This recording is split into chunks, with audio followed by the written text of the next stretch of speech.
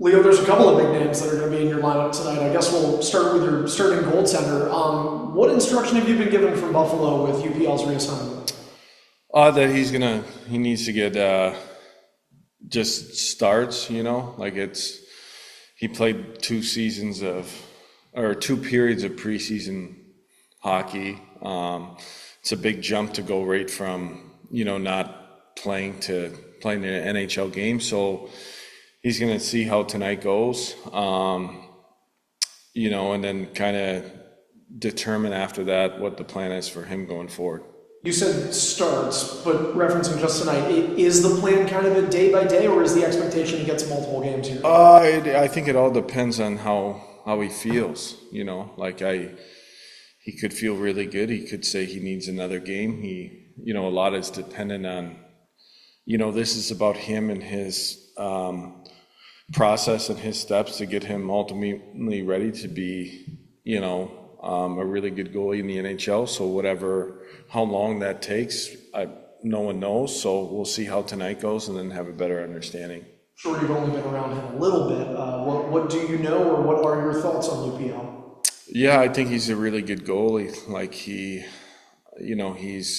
I think this play, you could tell this place means a lot to him. He's a really, I don't know him well, but really humble. He doesn't forget where he came from. He's a goalie that played a lot of East Coast games, played in the AHL, unique path, stuck to the process and the plan. And, you just watch him there's a difference when you see a guy that big, that size, the movement that he has. I don't know him well, but he's a really good guy. I think he's, just looking forward to get back in the net and playing.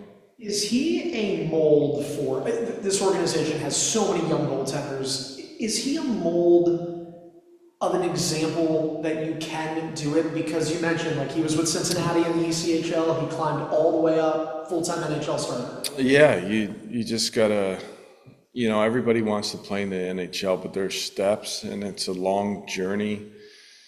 There's very few goalies in the world that are, the top fives in the world where they don't need the Vasilevskis, those guys didn't spend much time in the AHL, but they're in a different category than everybody else. But there's other, the Hellebucks, the guys that have, really stuck to it, and it's a long journey. There's a lot of ups and downs. There's going to be times.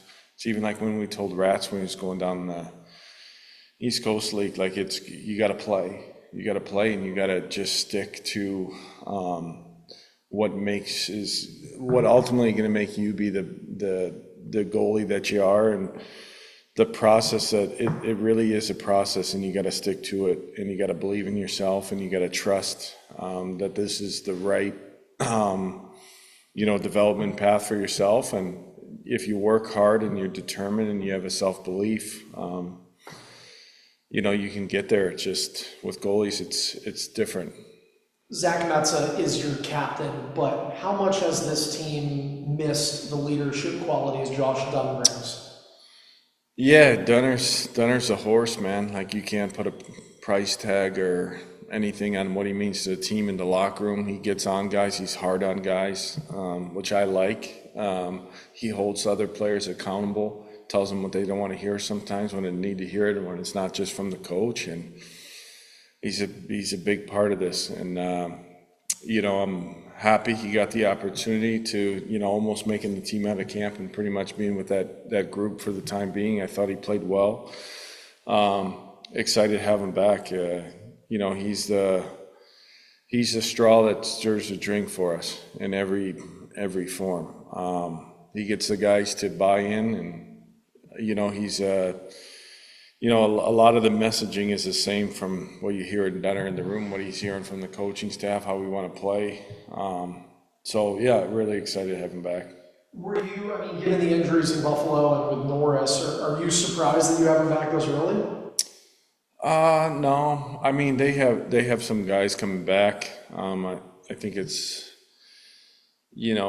not necessarily. They have guys. I think Noah's going to get an opportunity to play in the middle. I don't know for sure, but Cozy's playing really good as a fourth line center.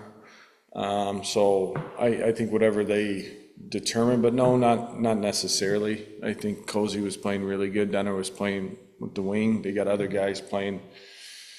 Their depth guys have been good. So no, I just think it's numbers, guys coming back, and the position.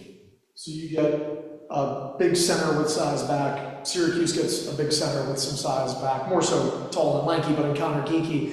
How talented is that group over there? They seem pretty different from last year. No, I don't think so, really. I don't think they have two checking lines. They always have two checking lines.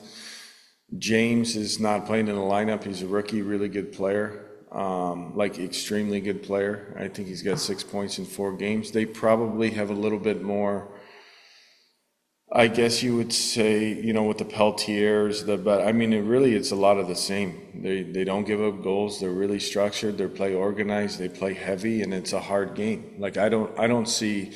I think the back end where they added, I don't know how to pronounce his name, who's up in the NHL right now. He's a really good player, 30 years old.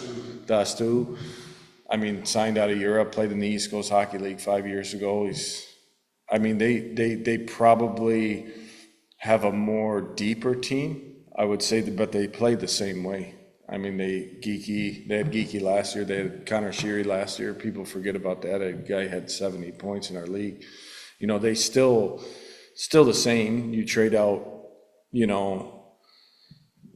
Peltier for Sheary, so that's kind of a wash. And then you have Geeky who's back, but then you have Sabrin who's big, heavy, fights, intimidating player to get. It's a well-balanced team, and they're old and they know how to play.